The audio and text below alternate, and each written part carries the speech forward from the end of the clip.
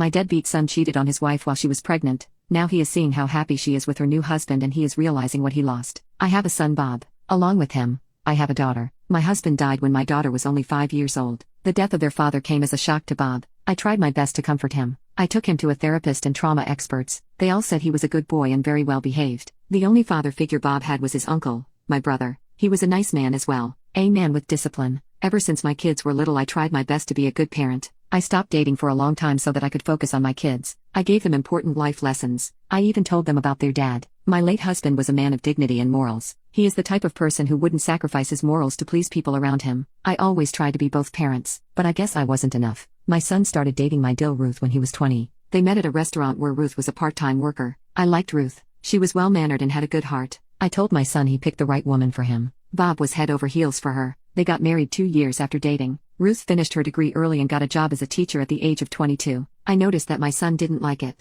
He would complain about Ruth's odd hours, which I think was irrational because she was a kindergarten teacher. I explained this to my son that Ruth has her own life, a life outside his own. I told him if he had concerns about her time he should take it up to her. He said he understood. Things were calm for a year. A year later they started having another fight. Ruth said that she wanted to pursue her master's. She is still young and wants to do something meaningful with her degree. Honestly, I was in support. Ruth was a prodigy, but my son objected. He thought that it was a bad idea and that it would cause trouble. Now, I don't like to mix in their lives. I tried to stay away from their conflict, that is, until one day Ruth came to me and said Bob threatened to leave her if she ever tried to pursue a master's degree. I did give my son an earful, and honestly, I took it as an offense because I worked jobs to support my family. I worked hard and now I have my own business. It is just so disappointing to me that my son had such backward thinking. A few weeks later, Ruth came to me and said she was pregnant. She forgot all about her master's. I tried to be there for her as much as possible. Later Ruth discovered my son was cheating on her with a mutual friend of theirs. Ruth was devastated. I called a family meeting. There Ruth was crying and asked Bob how could he do this to her. Bob said things like Ruth doesn't love him. She doesn't make him feel special. Her friend always fulfills his needs and understands him better. He realized he was wasting his 20s by playing family with a woman who always fights him. I asked what were the fights, and what did Ruth do to make him so angry? He said her whole existence just bothers me. She cares more about her higher education than me. If she was a good wife she would be a housewife rather than going out.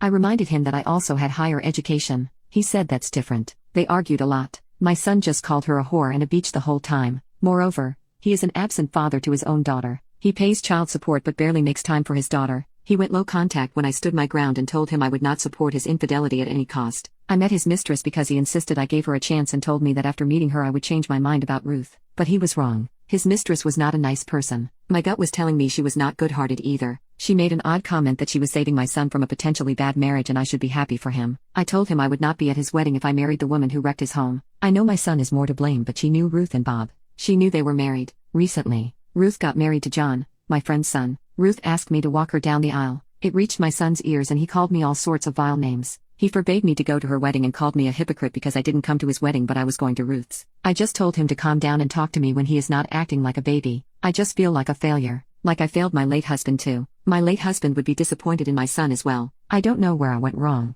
I tried my best to provide. Maybe not having a father made him like this. I sometimes now regret having him as my son, but I still love him. But I don't love the man he turned out to be. I guess being a single mom was a curse after all. Update. My son emailed me and said he wants to talk to me. I thought I should have a long conversation with him, but I made some ground rules. He is not allowed to criticize or call anyone any names like the last time and will be civil when I am talking. He agreed. He came to my house yesterday at noon. My husband was off to work and my daughter was in her room. He sat down and there were moments of awkward silence. He asked me how I was and we had small talk. I asked him about his wife and that's when he started to cry. Not ugly crying, just a few tears. I can tell he is not doing well. I sat beside him and told him he could tell me. He tells me everything. He tells me that he is sorry for how he reacted. He understands why I might be ashamed of him. He later tells me his marriage is not going well, that his wife is no way near as good as Ruth was. Ruth took care of all of his needs and loved him. Yet he treated Ruth like trash. He is constantly fighting with his new wife. He knew he effed up a lot. He learned that the last time he visited his daughter she kept referring to John as her dad. Bob tried to make her say the word dad and she screamed at him by saying you are not my dad. He saw how happy Ruth was with another man, and he realized what he has lost. I asked him, would you have missed Ruth if your wife did those same things for you as Ruth did? He was silent.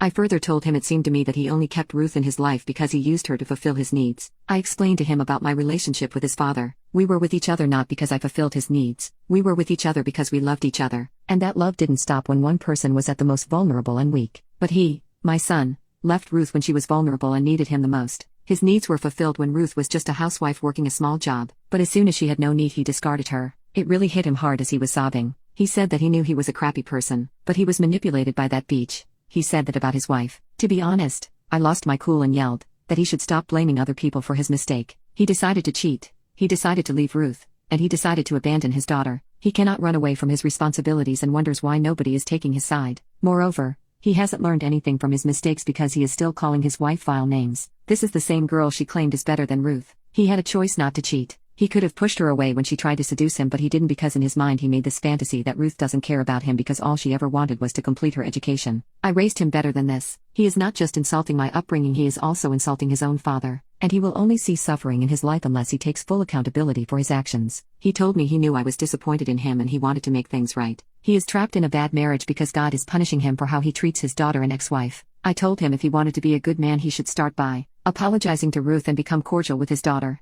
I also gave him a reality check that his daughter already sees John as her dad, so I have doubt she would start calling him dad anytime soon, but he should at least try. I told him to apologize to his sister as well. If he is really miserable in his marriage he should get a divorce or try counseling. Whatever decision he makes, I will support him, but that does not mean I will forgive his wife because she has also done Ruth wrong. Unless she makes an apology to Ruth, I don't think I can see her as a decent person. Lastly, I told him that even though I was very disappointed in him, I still loved him. I will always guide him to what is right. He will always be my son, but this is his chance to be a better man. I believe in second chances. This time I hope he cleans up his act. I am proud of him that he acknowledges his wrongdoings. Final update: Ruth and John are doing fine. She announced that they were expecting a child together and Ruth asked me to be the godmother. I am really overwhelmed and happy for them. However, I still don't know whether I should be her kid's godmother or not. Now on to my son. He has decided to separate from his wife. I guess his marriage has problems and he is trying to sort it out on his own. He is in therapy. I support him in his journey. Things between my granddaughter and him are still a bit sour, but I am helping as a middleman. He talked to Ruth about the change in custody, but she said no because given how he has treated her in the past couple of years, she doesn't trust him. I know Bob is sad, but I assured him he shouldn't give up now. He should still fulfill his duty as a dad. He meets my granddaughter at my house. Right now they are playing snakes and ladders in my living room. My son has been really trying to be a better version of himself, and I support that. I hope in future things will improve for him.